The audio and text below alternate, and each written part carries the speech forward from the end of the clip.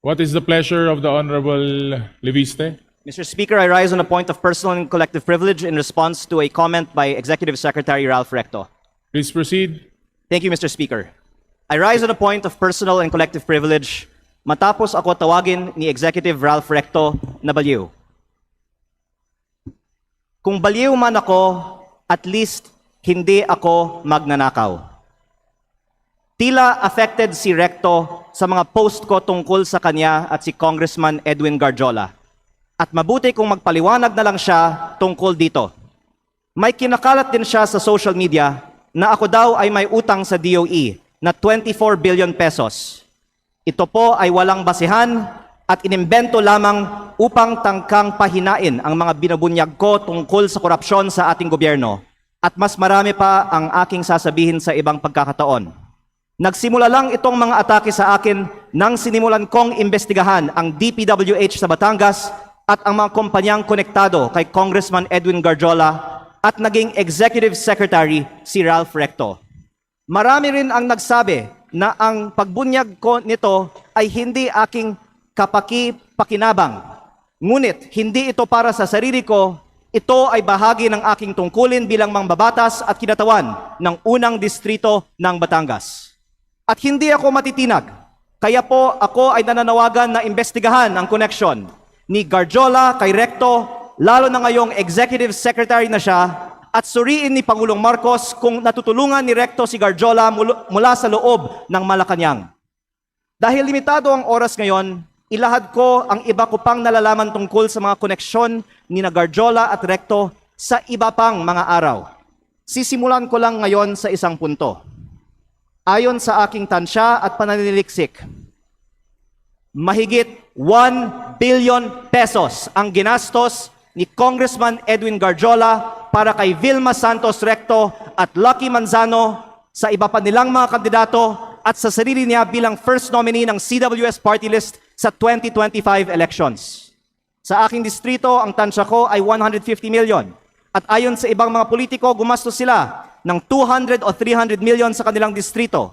Kaya sa 6 na distrito ng Batangas, sinasabi ng iba na aabot ng 2 bilyon ang ginastos ni Recto at Garjola. Lalo't mas malaki pa ang ginastos sa Lipa. Pero hindi po ko bubuksan ang mga kinatawan ng Lipa sa aking pahayag na ito. Pero sabihin na lang natin na 1 billion pesos ang ginastos ni Recto at Garjola sa 2025 elections.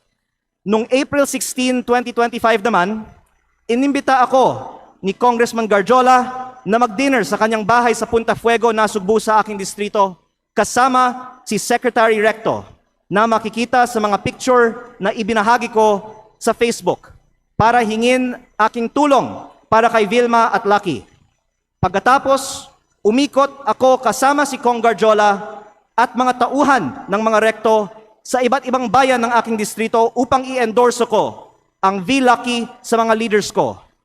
Pagkatapos ng mga meeting, nakatanggap ako ng reports na may ibinigay umano na cash para ikampanya si Vilma at Lucky na galing raw kay Congressman Garjola. Tila si Congressman Garjola ang gumagastos para sa kampanya ni V-Lucky. Batay sa aking mga nakita sa aking distrito, at sa mga pagpupulong at materyales kung saan ang nakalagay ay Vilma Santos Recto, Lucky Manzano at CWS party list. Ang ibang mga politiko sa Batangas ay pwede ding tumestigo na si Garjola ang gumagastos para sa mga Recto.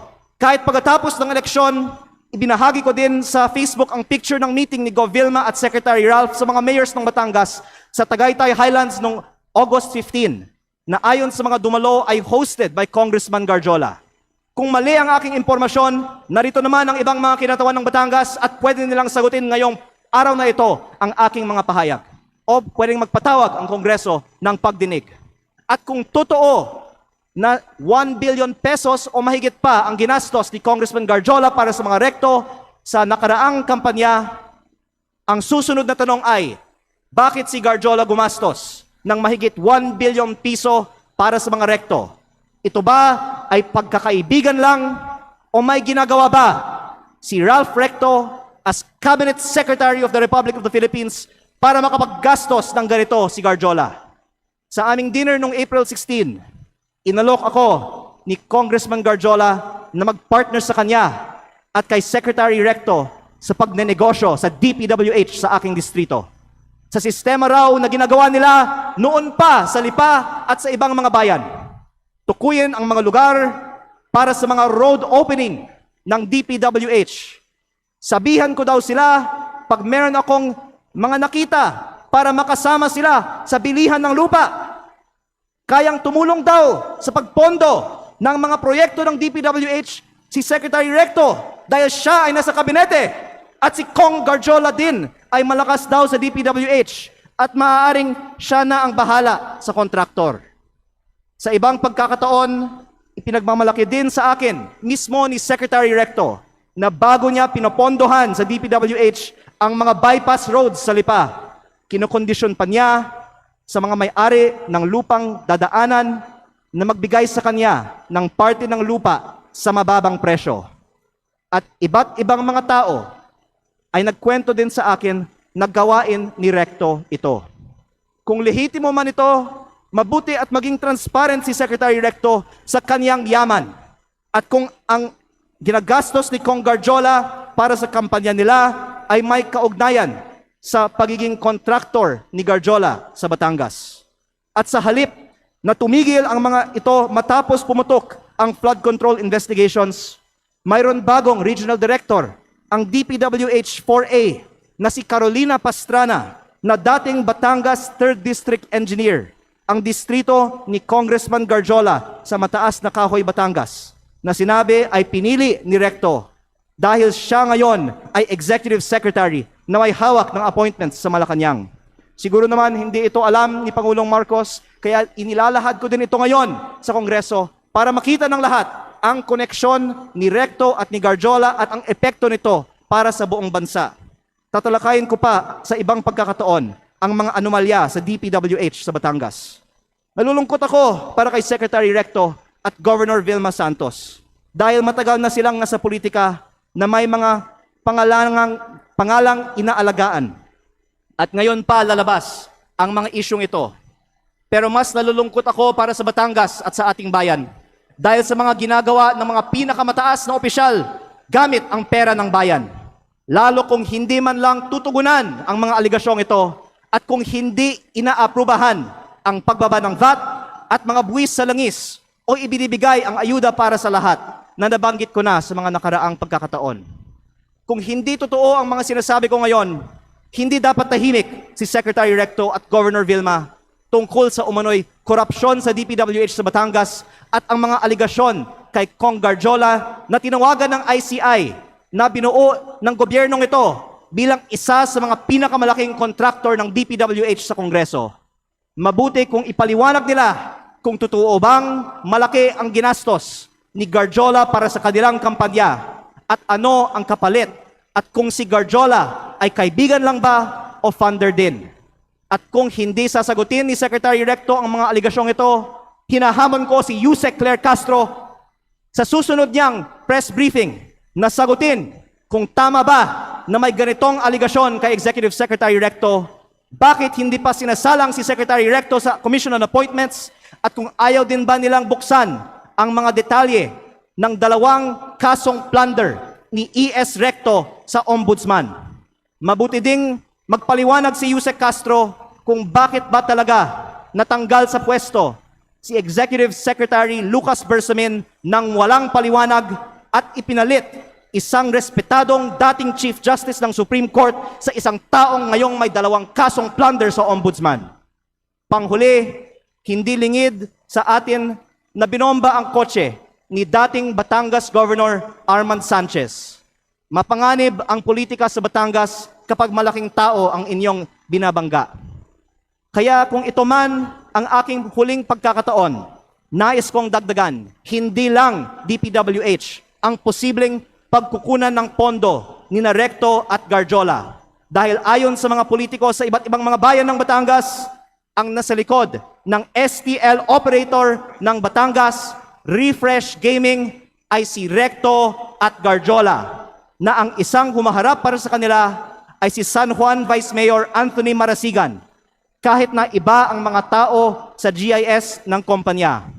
Habang nasa kabinete ng Republika ng Pilipinas si Secretary Recto, mayroon bookies o second table ang refresh sa kanyang sariling lalawigan. Kaya nananawagan din ako sa Kongreso na imbestigahan ang operations ng Refresh Gaming Corporation sa Batangas.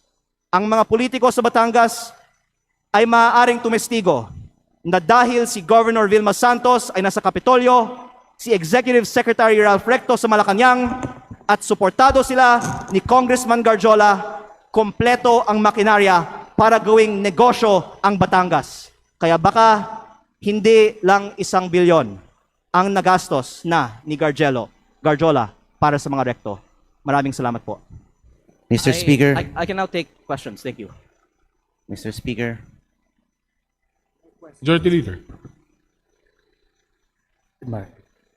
Mr. Speaker, we'd like to recognize the representative of Lipa, Congressman Ryan Recto.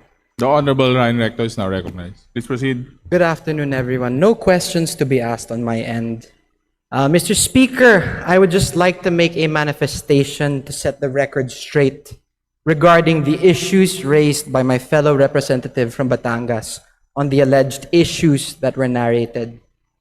First, while this representation recognizes the importance of legislative oversight, I believe that it is equally important that information shared in this plenary is accurately based on facts, not assumptions, not insinuations, and certainly not on incomplete information. Hindi po dapat ginagamit ang plenaryong ito upang lahad na mga haka-haka o paratang na walang sapat na basehan. On the alleged ties between Congressman Edwin Gadiola and Executive Secretary Ralph Recto, their association is purely professional, as Congressman Gadiola is also a member of the House of Representatives and a fellow Batangueño. There are no personal interests involved, but only a shared commitment to fulfill their duties to their constituents. Walang katotohanan ang mga alegasyon ni Congressman Leviste na mayroon silang may mga maanomalyang transaksyon. Fake news po yan, Mr. Speaker. This representation is not privy to the motives of my colleague from the 1st District of Batangas, but let it be known, hindi po tayo basta-basta nagpapadala sa mga inimbentong issue dahil alam po natin kung ano ang katotohanan dito. In fact, I will not stand idly by and let these so-called facts be presented as truth. Let it be a reminder that Executive Secretary Ralph Recto has served as congressman and senator for decades, representing not only Batangas, but also the broader interests of the Filipino. And same goes for Governor Vilma Santos Recto. Mr. Speaker, and to all my colleagues here and to the general public, let us just focus on the facts and let us uphold the process. And most of all, let us keep our focus on our constituents and serve them with integrity. And on the subject of VAT, pagdebatihan po natin yan dito sa Kongreso. It is not the job of the executive, but our job as legislators, and we're always open for that. Thank you, Mr. Speaker. Mr. Speaker, may I respond? Majority Leader. Mr. Speaker, may I respond? Mr. Speaker, I'd like to recognize the Congressman for the 1st District of Batangas, Thank you. Congressman Leandro Please Leviste. respond. Unang-una po, ako po ay nagpapasalamat kay Congressman Recto na gusto niyang talakayin ito ng mas mahaba siguro sa Kongreso. Kaya sana magkasundo-sundo na lang tayo na magkaroon ng pagdinig sa Kongreso. Ipatawag natin ang iba nating mga kapwa Batanggenyo at sila ang pwedeng tumestigo tungkol sa mga kaugnayan ni na Secretary Recto at Congressman Garjola para hindi he said, she said at maglabas na ng mga resibo. Pangalawa, dagdagan ko din na hindi ko binanggit sa aking privilege speech kanina ang eleksyon sa Lipa, alang-alang sa aking kasamahan. Pero para may konteksto tayo sa talakayan nito, sinabi sa akin ng ibang mga politiko sa Lipa na ang di umano'y ginastos ni Congressman Garjola at ng mga Recto sa Lipa sa 2025 elections ay umabot pa ng 1 billion pesos kasama na ang napakataas na presyo para sa bilihan ng mga boto. Hindi ko po alam ang totoong nangyari. Pinaparating ko lang ang sinabi sa akin at medyo mataas ang figure na natanggap ko, baka naman 300, 400, 500 million pesos lang ang ginastos sa eleksyon ng Lipa.